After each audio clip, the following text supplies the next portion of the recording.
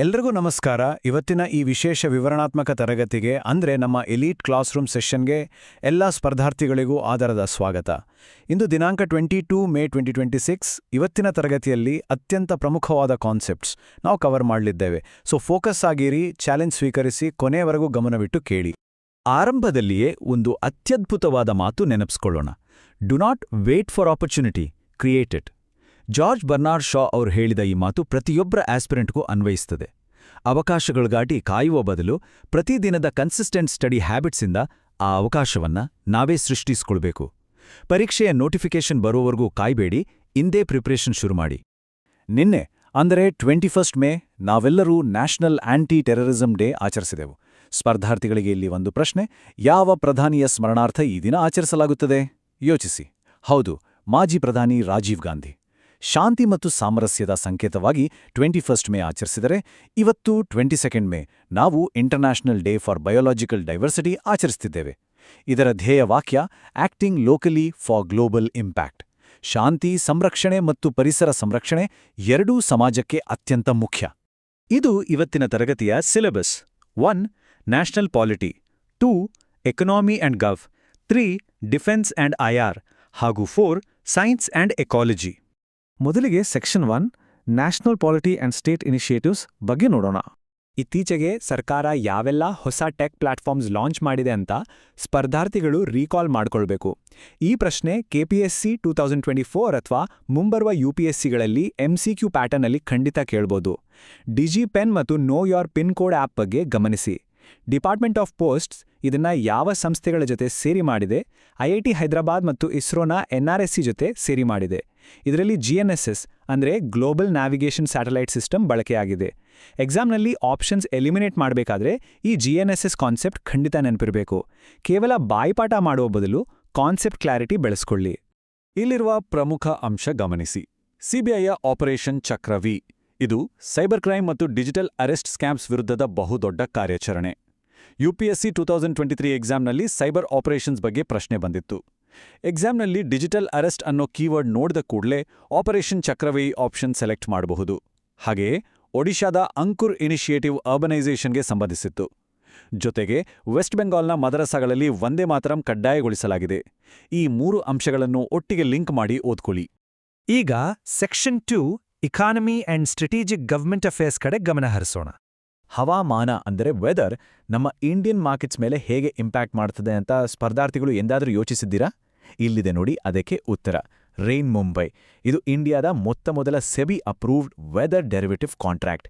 ಇದನ್ನ NCDX launch ಮಾಡಿದೆ. Banking exams, ವಿಶೇಷವಾಗಿ SBI PO 2022 ಸ್ಟೈಲ್ ಪೇಪರ್ಗಳಲ್ಲಿ ಇದು ತುಂಬಾ ಇಂಪಾರ್ಟೆಂಟ್. ವೆದರ್ ಡೆರಿವೇಟಿವ್ ಕಾಂಟ್ರಾಕ್ಟ್ ಅಂದರೆ ಹವಾಮಾನದ ಏರುಪೇರುಗಳಿಂದ ಆಗುವ ಆರ್ಥಿಕ ನಷ್ಟವನ್ನು ತಡೆಯುವ ಒಂದು ಫಿನಾನ್ಷಿಯಲ್ ಇನ್ಸ್ಟ್ರುಮೆಂಟ್ ಅಂತ ಅರ್ಥ.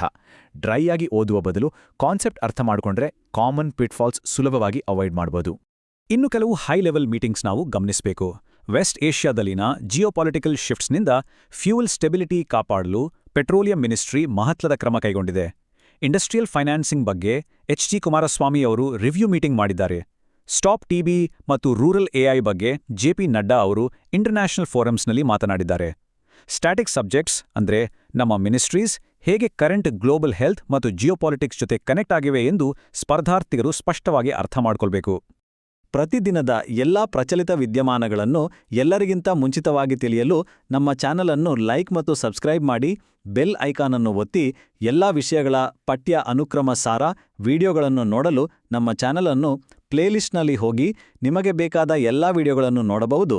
ನಮ್ಮ ವಿಡಿಯೋದಲ್ಲಿರುವ ಎಲ್ಲಾ ಪ್ರಶ್ನೆಗಳನ್ನು ಟೆಸ್ಟ್ ರೂಪದಲ್ಲಿ ಅಟೆಂಡ್ ಮಾಡಲು ಹಾಗೂ ಹಿಂದೆ ನಡೆದ ಸುಮಾರು 300+ ಎಲ್ಲಾ ಪ್ರಶ್ನೆ ಪತ್ರಿಕೆಗಳನ್ನು, ಎಲ್ಲಾ ವಿಷಯಗಳ ಪಠ್ಯ ಅನುಕ್ರಮ ಸಾರ ಟೆಸ್ಟ್ಗಳನ್ನು ಸುಮಾರು 30,000+ MCQಗಳನ್ನು ಒಳಗೊಂಡಿವೆ.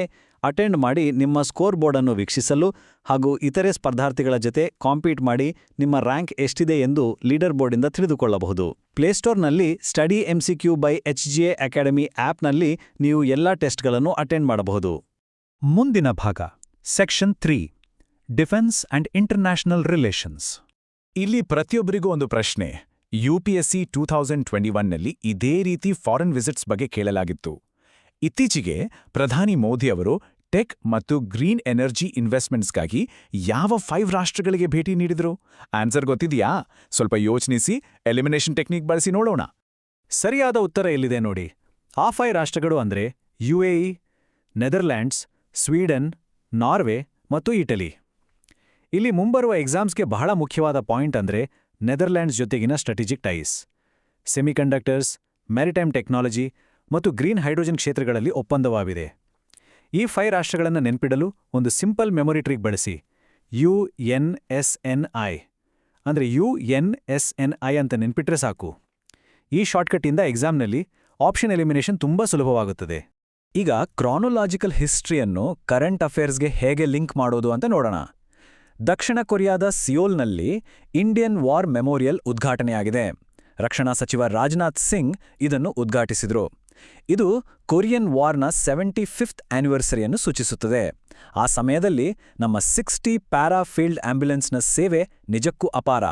ಇದರ ಜೊತೆಗೆ ಮೇಘಾಲಯದಲ್ಲಿ PRAGRATI 2026 ಮಿಲಿಟರಿ ಎಕ್ಸರ್ಸೈಸ್ ಶುರುವಾಗಿದೆ ಮತ್ತು ಕೋಲ್ಕತಾದಲ್ಲಿ ಸಂಘಮಿತ್ರ NGOPV ಅಂದ್ರೆ next Zen offshore petrol vessel ಕೂಡ ಲಾಂಚ್ ಆಗಿದೆ. ಗ್ಲೋಬಲ್ ಡಿಪ್ಲೊಮಸಿಯಲ್ಲಿ 3 ಪ್ರಮುಖ ಬೆಳವಣಿಗೆಗಳನ್ನು ನೋಡ್ಬೋದು. ಮೊದಲನೇದು, ಇಬೋಲಾ ಔಟ್ಬ್ರೇಕಿಂದಾಗಿ ಆಫ್ರಿಕಾ ಸಮಿಟ್ ಪೋಸ್ಟ್ಪೋನ್ ಆಗಿದೆ. ಎರಡನೇದು, UNCಯಲ್ಲಿ ಪಾಕಿಸ್ತಾನದ ವಿರುದ್ಧ ಭಾರತ ಬಹಳ ಬಲವಾಗಿ ಧ್ವನಿ ಎತ್ತಿದೆ. ಮೂರನೇದು, UNGA ಕ್ಲೈಮೇಟ್ ರೆಸಲ್ಯೂಷನ್ನಲ್ಲಿ ಭಾರತ ಆಬ್ಸ್ಟೇನ್ ಮಾಡಿದೆ, ಅಂದ್ರೆ ಮತದಾನದಿಂದ ಹೊರಗುಳಿದಿದೆ. ಒಟ್ಟು 141 ಇಂದ 8 ವೋಟ್ಸ್ ಬಂದಿವೆ. ಈ ಸ್ಟ್ರಾಟಜಿಕ್ ರೀಸನಿಂಗ್ ಸ್ಪರ್ಧಾರ್ಥಿಗಳಿಗೆ ಡೀಪ್ ಕಾನ್ಸೆಪ್ಟ್ ಕ್ಲಾರಿಟಿ ಕೊಡುತ್ತದೆ. ಭಾರತ ಯಾಕೆ ಅಬ್ಸ್ಟೇನ್ ಮಾಡಿತು ಎನ್ನುವ ವಿಶ್ಲೇಷಣೆ ಇಂಟರ್ವ್ಯೂನಲ್ಲಿ ಖಂಡಿತ ಕೇಳ್ಬೋದು. ಈಗ ಕೊನೆಯ ಭಾಗಕ್ಕೆ ಬರೋಣ. Section 4, science, technology and ecology. AI ಕ್ಷೇತ್ರದಲ್ಲಿ AMD ಸಂಸ್ಥೆ ತೈವಾನ್ನಲ್ಲಿ $10 ಬಿಲಿಯನ್ ಇನ್ವೆಸ್ಟ್ಮೆಂಟ್ ಮಾಡುತ್ತಿದೆ. ಇನ್ನು ಬಾಹ್ಯಾಕಾಶದಲ್ಲಿ ISS ಅಂದ್ರೆ ಇಂಟರ್ನ್ಯಾಷನಲ್ ಸ್ಪೇಸ್ ಸ್ಟೇಷನ್ನಲ್ಲಿ ಕ್ಯಾನ್ಸರ್ ಮತ್ತು ಕಾರ್ಟಿಲೇಜ್ ಟಿಶ್ಯೂ ಬಗ್ಗೆ ಅತ್ಯಂತ ಮಹತ್ವದ ಬಯೋಮೆಡಿಕಲ್ ಸ್ಟಡೀಸ್ ನಡೆಯುತ್ತಿದೆ. SSC CGL 2025 ದೃಷ್ಟಿಯಿಂದ ಈ ಆಬಿಚುರಿ ಗಮನಿಸಬೇಕು. ಮೈಕ್ರೋಸಾಫ್ಟ್ನ ಮಾಜಿ VP ಆಗಿದ್ದ ಭಾರತೀಯ ಮೂಲದ ಸೋಮಾ ಸೋಮಶೇಖರ್ ಅವರು ನಿಧನರಾಗಿದ್ದಾರೆ. ಭೂಗೋಳಶಾಸ್ತ್ರದ ದೃಷ್ಟಿಯಿಂದ ಈ ವಿಷಯ ಬಹಳ ಮುಖ್ಯ. KS 2020 ಎಕ್ಸಾಮ್ನಲ್ಲಿ ಇಂತಹ ಹಲವಾರು ಪ್ರಶ್ನೆಗಳಿದ್ದವು. ಆಂಧ್ರಪ್ರದೇಶನ ಅನಕಪಲ್ಲಿ ಡಿಸ್ಟ್ರಿಕ್ಟ್ನಲ್ಲಿರುವ ಕೊಂಡುಕಾರ್ಲ ಆವಾ ಲೇಕ್ ಅನ್ನು ಕಾನ್ಸರ್ವೇಷನ್ ರಿಸರ್ವ್ ಆಗಿ ಪರಿವರ್ತಿಸಲು ನಿರ್ಧರಿಸಲಾಗಿದೆ. ಇದೊಂದು ಫ್ರೆಶ್ ವಾಟರ್ ಲೇಕ್ ಆಗಿದೆ. ವೈಲ್ಡ್ ಲೈಫ್ ಪ್ರೊಟೆಕ್ಷನ್ ಆಕ್ಟ್ ಅಡಿಯಲ್ಲಿ ಒಂದು ಕೆರೆ ಹೇಗೆ ರಕ್ಷಿತ ಪ್ರದೇಶವಾಗುತ್ತದೆ ಅಂತ ಡೀಪ್ ಆಗಿ ಅರ್ಥ ಮಾಡ್ಕೊಳ್ಬೇಕು. ಇಂತಹ ಭೌಗೋಳಿಕ ಅಂಶಗಳು ಸ್ಪರ್ಧಾತ್ಮಕ ಪರೀಕ್ಷೆಗಳಲ್ಲಿ ಪದೇ ಪದೇ ಬರ್ತಲೇ ಇರ್ತವೆ. ಸ್ಪರ್ಧಾರ್ಥಿಗಳೇ, ಈಗ ಒಂದು ಕ್ವಿಕ್ ರಿವಿಷನ್ ಮಾಡೋಣ. Point 1, recall concepts. Rain Mumbai ಅಂದ್ರೆ ವೆದರ್ ಡೆರಿವೇಟಿವ್ ಕಾಂಟ್ರಾಕ್ಟ್. ಚಕ್ರವಿ ಅಂದ್ರೆ cyber crime. Point 2, link static to current, ministry of petroleum ಮತ್ತು fuel stability. Point 3, daily MCQ practice. ಇದೆಲ್ಲವನ್ನು ಖಚಿತವಾಗಿ ನೆನಪಿಡಲು ಡೇಲಿ ಪ್ರಾಕ್ಟೀಸ್ ಅತ್ಯಗತ್ಯ. ಪರೀಕ್ಷೆಯನ್ನು ಎದುರಿಸಲು ಸಂಪೂರ್ಣವಾಗಿ ಸಿದ್ಧರಿದ್ದೀರಾ? ಇವತ್ತು ನಾವು ಕಲಿತ ಪ್ರತಿಯೊಂದು ಕಾನ್ಸೆಪ್ಟ್ಸ್ ಅನ್ನು ಹಾರ್ಡ್ ಆಗಿ ರಿವೈಸ್ ಮಾಡಿ. ಯಶಸ್ಸಿಗೆ ಡಿಸಿಪ್ಲಿನ್ ಮತ್ತು ರೆಗ್ಯುಲರ್ ಪ್ರಾಕ್ಟೀಸ್ ಬಹಳ ಮುಖ್ಯ. ಕೇವಲ ಓದುವುದಲ್ಲ, MCQs ಅಟೆಂಡ್ ಮಾಡಿ ತಪ್ಪುಗಳನ್ನು ತಿದ್ದಿಕೊಳ್ಳಿ. ನಾಳೆ ಮತ್ತೆ ಹೊಸ ಕರೆಂಟ್ ಅಫೇರ್ಸ್ನೊಂದಿಗೆ ಭೇಟಿಯಾಗೋಣ. ಅಲ್ಲಿವರೆಗೂ ಚೆನ್ನಾಗಿ ಓದಿ, ಫೋಕಸ್ ಆಗಿರಿ. All the best.